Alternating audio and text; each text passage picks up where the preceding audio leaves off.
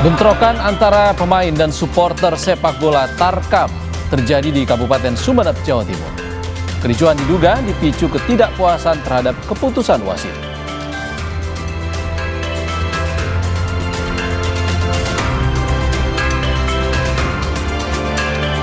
Sebuah minibus terjebak banjir arus kali Pesanggerahan di Depok, Jawa Barat.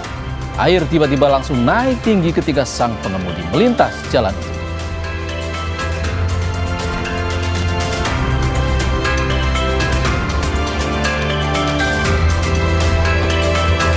Asrama Haji Pondok Gede Jakarta Timur bersiap menyambut kloter pertama jemaah haji 2026.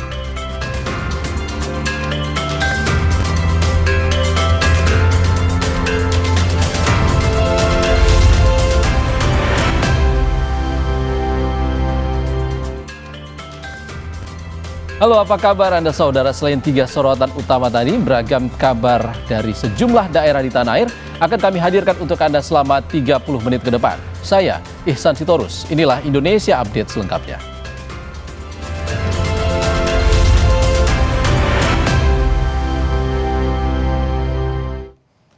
Kita ke informasi pertama, bentrokan antara pemain dan supporter sepak bola Tarkam terjadi di Kabupaten Sumeneb, Jawa Timur.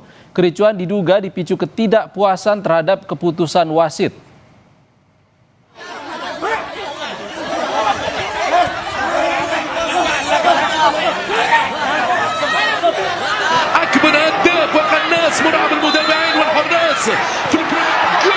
Peristiwa ini terjadi dalam turnamen Sapudi Cup di Kecamatan Gayam, Pulau Sapudi, Kabupaten Sumeneb, Jawa Timur, pekan lalu. Rekaman video amatir menunjukkan pemain dan supporter dari kedua tim, Asabab dan Bansanik, terlibat keributan. Terlihat aksi saling dorong hingga berujung saling pukul di area lapangan. Petugas keamanan berupaya melerai dan mengendalikan situasi agar tidak meluas. Kericuhan diduga dipicu ketidakpuasan terhadap keputusan wasit saat pertandingan berlangsung. Pihak PSSI Kabupaten Sumeneb membenarkan insiden ini.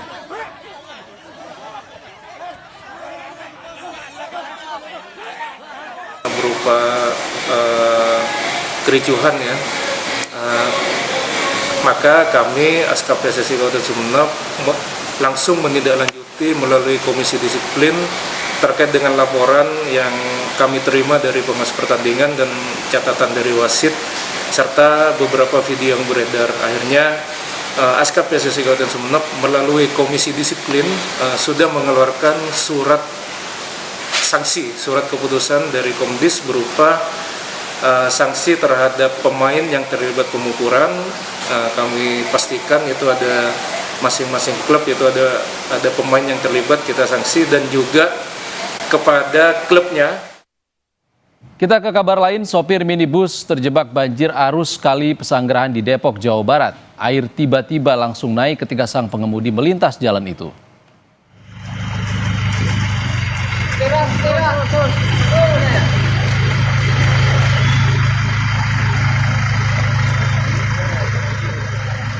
Banjir yang terjadi di jembatan Kali Pesanggerahan yang berada di Jalan Bandung, Cinere, Depok, Jawa Barat ini terjadi akibat luapan Kali Pesanggerahan pagi tadi. Banjir memutus akses warga yang menjadi penghubung dua wilayah yang berada di kawasan Pondok Cabe dan Cinere, Depok. Mobil terjebak saat hendak melintasi banjir dan merendam hampir seluruh bagian kendaraan. Sang pengemudi selamat dan berhasil dievakuasi warga. Mobil itu akhirnya dievakuasi setelah petugas pemadam kebakaran dan polisi datang ke lokasi.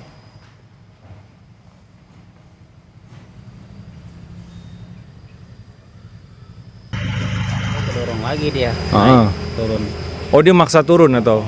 Akhirnya nggak bisa. Oh, sempat kerendam dia berarti ya? Sempat kerendam. Tapi supirnya selamat? Selamat, dibantu sama warga. Taruh ke atas.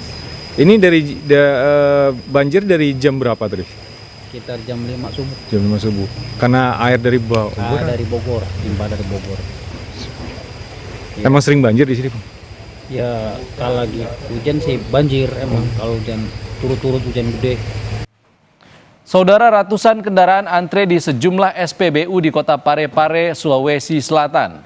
Di SPBU Kecamatan Soreang, antrean supir truk hingga ke perbatasan Kabupaten Pindrang, Sulawesi Selatan.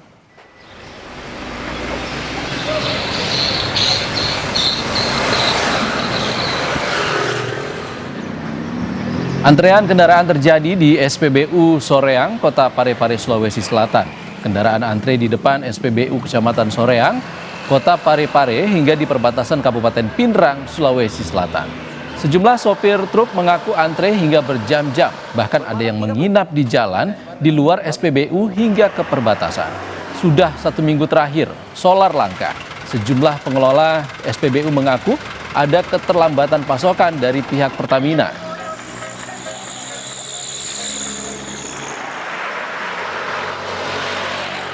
Solar Pak, Solar ini sejak kapan nunggu Pak? dari jam 5 Pak. Jam 5? Iya jam 5 sih. Ada teman yang nginap juga sini Pak? Banyak Pak. Banyak temannya? Iya. Itu sejak kapan kelangkaan solar terjadi Pak? Mulai dari lama Pak. Lama Mi ya? Kalau ini Pak, Bapak dari mana? Dari Pinrang. Dari Pinrang? Iya, antrinya. Sudah berapa lama antri solar Pak? Kalau saya sudah 5 jam. 5 jam ini? Iya. Berarti dari subuh? Iya, dari subuh. Ada teman-teman yang nginap? Kan banyak yang nginep. Pak, Yang sebelah kanan nginep semua ini. perjalanan dari mana tadi Pak? Kalau saya dari Toraja, Dari Toraja mau kemana? mau kembali ke gudang. Oh Pak, ini sudah berapa lama terjadi kelangkaan Pak? Kembali lagi, kan pernah berhenti. Iya, Ini terjadi lagi? ini sudah seminggu Pak. Ada seminggu ya? Bagaimana Pak dengan perjalanan kalau begitu Pak? Oh, masih Saya terhambat ya? terhambat Pak. Sementara itu, Menteri ESDM Bahlil Lahadalia memastikan harga gas dan BBM bersubsidi tidak naik. Kenaikan terjadi pada harga BBM non-subsidi.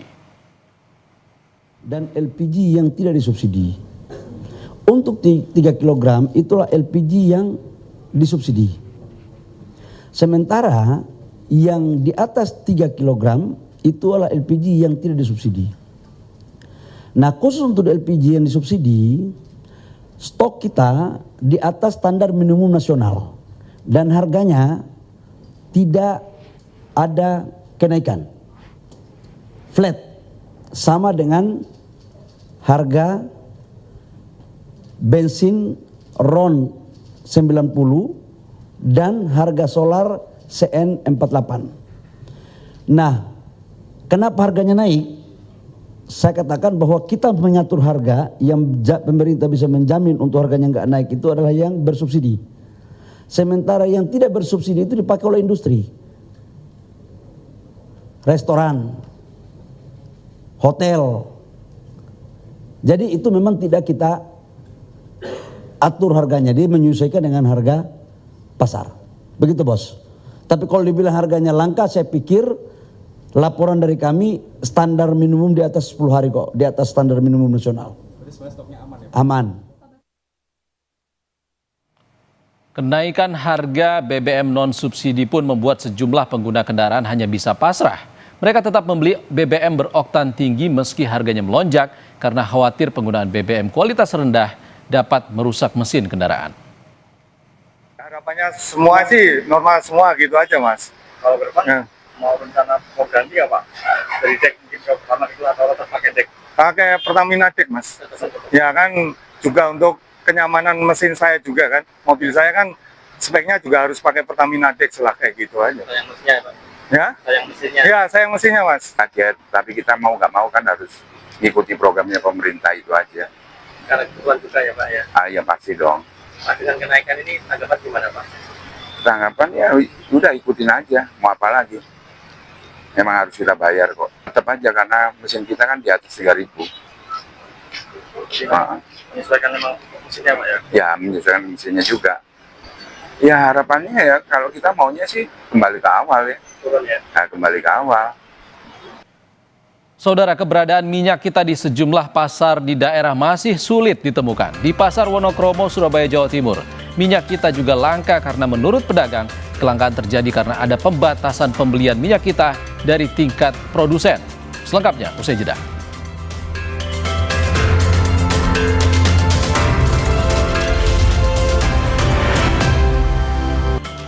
Saudara, keberadaan minyak kita di sejumlah pasar di daerah masih sulit ditemukan. Di Pasar Wonokromo, Surabaya, Jawa Timur, minyak kita juga langka karena menurut pedagang, kelangkaan terjadi karena ada pembatasan pembelian minyak kita dari tingkat produsen.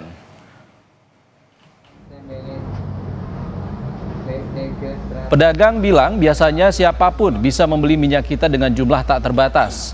Tetapi sebulan terakhir pedagang hanya boleh membeli pada produsen maksimal 5 dus dalam 2 minggu. Sementara untuk membeli minyak kita di tingkat distributor, harganya mahal hingga mencapai Rp20.000 per kemasan. Padahal normalnya Rp16.000 per liter. Pedagang berharap segera ada langkah dari pemerintah untuk mengembalikan stok minyak kita di pasaran. Iya Bu, kok ini ya kondisinya? Harganya tidak naik, cuma barangnya langka. Gimana Bu respon pembeli Bu dengan minyak yang susah ini? Respon pembeli ya, kalau minyak kita kan murah, banyak yang nyari. Tapi kalau minyak lainnya kayak Sanko, Vilma itu kan banyak tapi mahal. Jadi yang dicari untuk saat ini tuh minyak kita aja. Dalam waktu tadi kan disebutkan 5 kardus. Dalam waktu 2 minggu itu habisnya berapa lama Bu? Kalau buat pelanggan sendiri ya sampai 3 hari, 4 hari. 3-4 hari udah habis ya? Biasanya kan los, dapat 50 boleh, 20 boleh. Sekarang kan enggak, memang ini minyaknya sekarang kan langka. Di Blora, Jawa Tengah, ratusan warga mengantre di toko stabilisasi harga yang berada di Pasar Sido Makmur. Warga rela antre demi mendapatkan minyak kita dengan harga murah.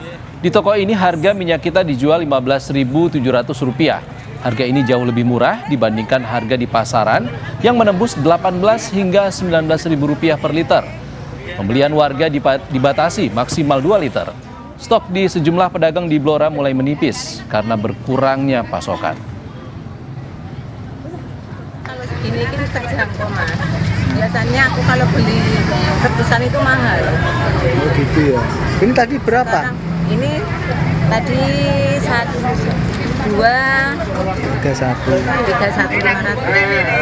Oh, lebih murah Bu ya? Iya. Kalau minyak kita saat ini gimana Bu kondisinya Bu? Sulit dicari atau? Susah dicari, harganya juga mahal. Kita ke sorotan lain, Saudara. Kloter pertama jemaah haji 2026 dijadwalkan tiba di Asrama Haji Pondok Gede, Jakarta Timur, Selasa. Jemaah haji akan tiba pukul 6 pagi untuk mengikuti sejumlah rangkaian pemeriksaan sebelum berangkat ke Tanah Suci.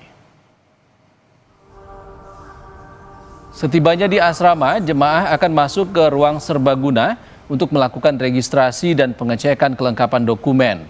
Setelah itu, jemaah melanjutkan ke pengecekan kesehatan serta aktivasi kartu nusuk. Tahun ini, living cost untuk para jemaah juga dipersiapkan, yakni sebanyak Rp750 atau sekitar Rp3,4 juta. Registrasi terkait berbagai hal yang dibutuhkan, kelengkapan dokumen jamaah serta pengumpulan koper jamaah yang akan nantinya dibawa ke bandara oleh mobil yang berbeda. Nah, di sini semua akan datang sampai kumpul registrasi, cek kesehatan juga. Di sini ada cek paspor juga, ada juga imigrasinya, termasuk yang tahun ini menjadi beda adalah aktivasi nusuk. Ya, aktivasi nusuk itu nanti bagian dari rangkaian dalam one stop service. Pastikan kesiapan penerimaan jemaah calon haji 2026, Kanwil Kementerian Haji dan Umroh Sulawesi Selatan menggelar apel kesiapan panitia penyelenggara ibadah haji Embarkasi Makassar untuk menyambut jemaah calon haji dari 8 provinsi di Indonesia Timur. Apel kesiapan PPIH Embarkasi Makassar berlangsung di lapangan utama Asrama Haji Sudiang, diikuti sekitar 138 panitia penyelenggara ibadah haji. PPIH Embarkasi Makassar akan melayani lebih dari 16.000 jemaah yang terbagi dalam 43 kloter Embarkasi Makassar. Embarkasi Makassar tak hanya melayani jemaah dari Sulawesi Selatan, tapi jemaah berasal dari 8 provinsi di kawasan Indonesia Timur, dan PPIH akan melayani jemaah selama 30 hari masa keberangkatan. Kakanwil Kementerian Haji dan Umroh Sulawesi Selatan memastikan pelayanan jemaah tahun ini sudah siap 100%. Jemaah calon haji Embarkasi Makassar mulai masuk ke asrama haji pada Selasa 21 April dan direncanakan berangkat ke Tanah Suci Rabu 22 April dini hari. Insyaallah besok kloter 1 akan kita terima jam 08.00 dan akan diberangkatkan jam 03.20. Dan kloter 2 akan kami terima jam 11.00 dan akan kami berangkatkan 07.00 ya. Insyaallah tidak ada kendala, semua jemaah sudah visanya sudah keluar dan semua kartu semua sudah ready. Pembagian nusuknya insyaallah akan di sini ya, di aula pemberangkatan penerimaan, dan akan melaksanakan pembagian nusuk dan semua one stop service ya.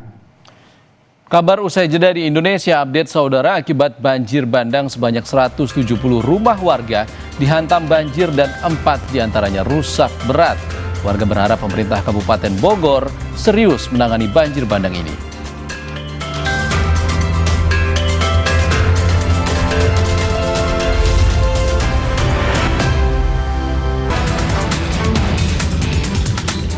...170 rumah dari 4 desa di Kecamatan Cigudeg, Kabupaten Bogor, Jawa Barat dihantam banjir bandang akibat meluapnya aliran Sungai Cisuda dan Sungai Cidangde. 4 rumah rusak berat dan warga harus mengungsi saat banjir menerjang. Menurut warga, banjir baru kali ini terjadi dan berharap pemerintah kabupaten serius menangani hal ini. Khawatir banjir susulan, warga saat ini lebih memilih mengungsi ke rumah sanak keluarga atau ke masjid terdekat.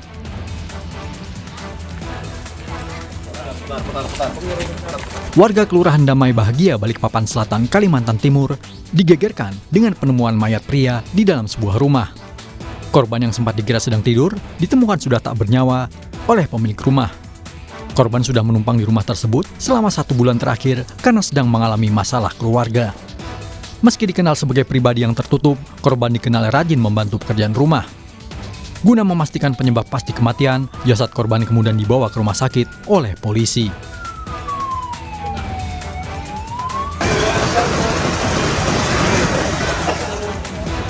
Pemadam kebakaran melakukan evakuasi satwa langka terenggiling yang terancam punah di halaman rumah warga di Kecamatan Sukajadi, Kota Pekanbaru, Riau. Tindakan evakuasi tersebut setelah adanya laporan dari warga terkait kemunculan terenggiling. Tak butuh waktu lama, tim berhasil menangkap terenggiling tanpa alat khusus.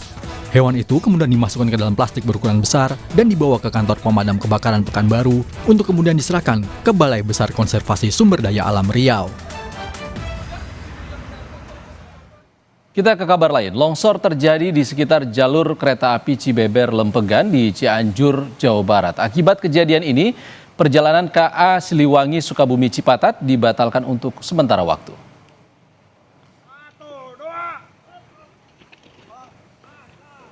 Jalur Cibeber Lempegan tidak bisa dilalui akibat struktur tanah yang berbahaya pada sisi rel kereta api akibat longsor yang terjadi di Kecamatan Cibeber, Kabupaten Cianjur, Jawa Barat. Kejadian berawal pada Minggu 19 April 2026. Jalur rel tidak sesuai akibat kondisi tanah di bawah rel yang terkikis atau gogosan dan membahayakan perjalanan kereta api. Penumpang kereta yang terdampak pun dapat merefund tiket melalui aplikasi Akses by KAI. Gangguan perjalanan yang diakibatkan oleh adanya gogosan sepanjang 12 meter dengan kedalaman 4 meter mengharuskan kami menghentikan sejumlah perjalanan kereta api yang melintas di lokasi tersebut. Malam tadi tercatat KA 345 harus kami batalkan untuk perjalanan Cianjur. Kita bergeser ke Aceh, saudara. Warga desa Kubu, Kabupaten Biren, Aceh hingga saat ini masih sangat membutuhkan bantuan alat berat. Alat itu untuk membersihkan pekarangan rumah dari lumpur sisa banjir. Lumpur pasca banjir November lalu masih menutupi seluruh desa, terutama di pekarangan rumah warga. Sayangnya saat hujan turun, rumah warga kembali tergenang air karena tingginya lumpur. 2 unit ekskavator bantuan dari tokoh Kabupaten Biren diberikan secara sukarela untuk membersihkan halaman rumah warga. Namun karena kondisi genangan lumpur yang tinggi, membuat proses pembersihan tidak bisa maksimal dalam waktu singkat. Pembersihan lahan pekarangan warga di sekeliling rumah, kita ada alat berat bantuan dari Haji Subarni, ada dikasih 2 beko atau ekskavator dan juga ada 2 dump truck yang memang udah 20 hari udah bekerja membantu masyarakat kita di Desa Kubu. Dan juga kemarin kita ada bantuan alat berat dari BNPB itu khusus untuk pembersihan jalan-jalan, lorong-lorong. Kabar dari Aceh tadi menutup Indonesia Update kali ini, saudara. Saya Ihsan Sitorus pamit. Sehat selalu. Sampai jumpa.